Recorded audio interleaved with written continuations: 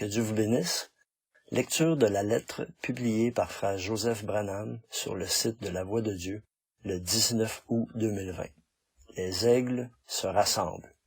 Chère épouse, comme nos cœurs étaient excités dimanche alors que nous étions tous unis dans un seul but, reconnaître la présence de Jésus-Christ parmi nous.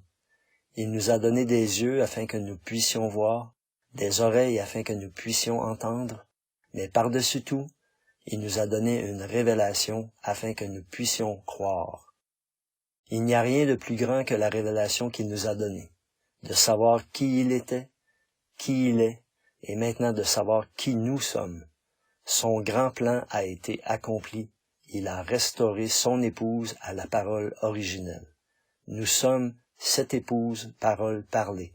Gloire! Comment pourrions-nous lui exprimer ce que cela signifie pour nous? En priant jusqu'à ce que nous réalisions que nous sommes dans la présence de Dieu, puis de lui dire ce que cela signifie pour nous. Citation. Vous tous qui faites profession d'être chrétiens, tranquillisez-vous devant lui. Ne laissez pas la lessive vous faire obstacle. Ne laissez pas le travail vous faire obstacle.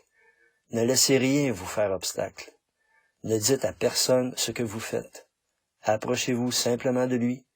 Allez quelque part dans les bois. Rangez-vous au bord de la route. Entrez dans le secret de votre chambre et fermez la porte. Quand les enfants sont à l'école, là, agenouillez-vous. Vous avez entendu des voix de toutes sortes, partout, mais agenouillez-vous simplement et restez là jusqu'à ce que ces voix se soient tues et que vous commenciez à vous élever. Ça vous changera, ça vous transformera comme ça a transformé le petit Samuel. Ça produira un effet sur vous à condition que vous le fassiez. Alors ça fera de vous ce que vous devriez être, ça fera de vous le genre de chrétien que vous devez être. Fin de la citation. Signé Frère Joseph Branham.